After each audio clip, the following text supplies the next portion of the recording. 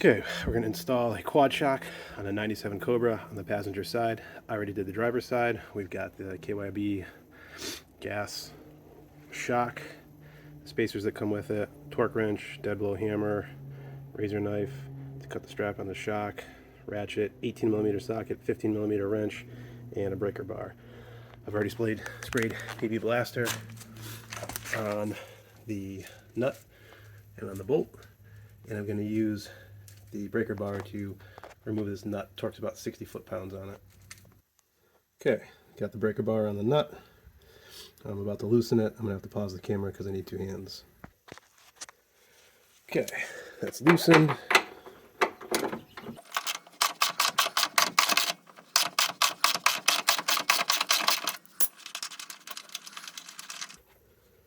Nut and washer come off.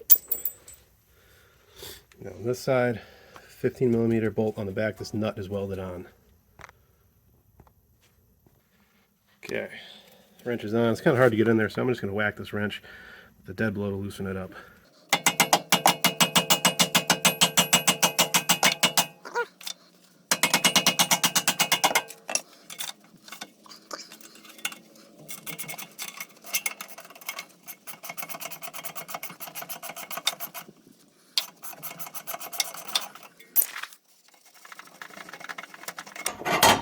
Okay, little shock, comes right off, and this thing is no good. Listen to that, doesn't even move.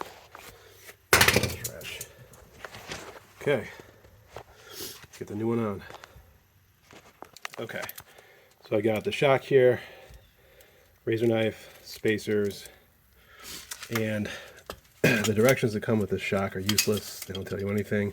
The way I'm mounting this is with the larger part of the shock towards the front of the car so that I get extra clearance for my wheels. As you can see, when I release the strap on the shock, it's going to expand past that stud. There are also two spacers that come with this. I put a spacer, one here and one on the inside here, so that it pulls the shock away from this. The clearance is really tight, but I got it to fit on the driver's side. We'll see what happens on the passenger. Okay, the spacers are the same size. Doesn't matter what you use. One on there.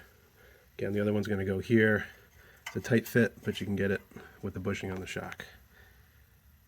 Alright, I had to put the camera down, but what I did here was I held the spacer in the back, my finger, kind of wiggled the shock on. I'm going to wiggle the shock down and hold the bolt on the back and try to just catch the spacer through the bushing in the shock and into the hole. I'm going to have to put the camera down again, but that's what I'm going to do. Alright, I've got it part way there. It's kind of lined up. I got to send the bolt through still, get it through the bushing in the shock and out the other side. It is a rubber bushing, so this does wiggle some. Alright, looks like I popped it through. Wasn't a big deal. I'm going to see if I can hand tighten this. Maybe put the ratchet on it. Sorry, the wrench.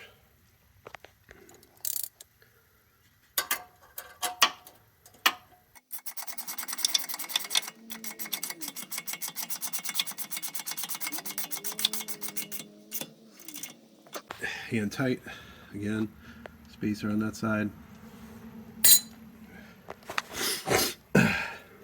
Now, you can see it's got the rubber bushing. You can bend this a little bit. I'm going to cut that strap. The shock's going to go out past that stud. You can try to catch it on the way. I tried it on the driver's side. Honestly, it wasn't that easy. I found it easier to just let it go, squeeze it back, and then push it on and tap it home with the hammer. Alright, got the razor knife.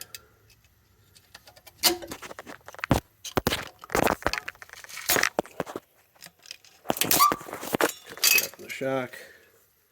Shock is now past the stud, right? See if I can do this with one hand. Alright, I'm putting the phone down in the slide here by the brake caliper. So let's just hope that it picks up what I'm doing here. Put my gloves on.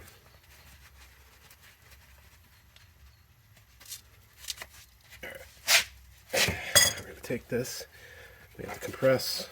Got my hand on the stud, use my fingers, both hands, squeeze it, my fingertips a little bit at a time. It's really not that hard to compress if you just go a little bit at a time. And of course, for whatever reason, the camera turned off as I was doing that. But basically, grab this, compress it back. I needed two hands on it. You got to pull on it. If you're weak, I don't know. I'm no bodybuilder, but pull it back, get it lined up so the outside of the bushing hooks on right here. Once you get it hooked on, take a dead blow hammer and just whack it. And I'll knock it on, and you're on. Probably not great for the threads on here, but this doesn't come out very often, and I'm just not really that concerned with it. Gonna torque that to 60 foot-pounds. This is just gonna be really good hand tight, and that's it. This is pretty close. There is not a lot of clearance here between the two. I mean, there's some, I don't know, 1/4 inch maybe. Not a lot, but it's okay. And I'll show you the wheels when I test fit it in a moment. Okay. These are BC forged MLE 81s, 19 inch, 11 inch wide, plus 20 offset. Here's how they fit.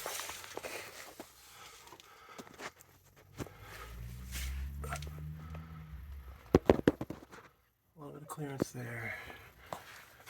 And it's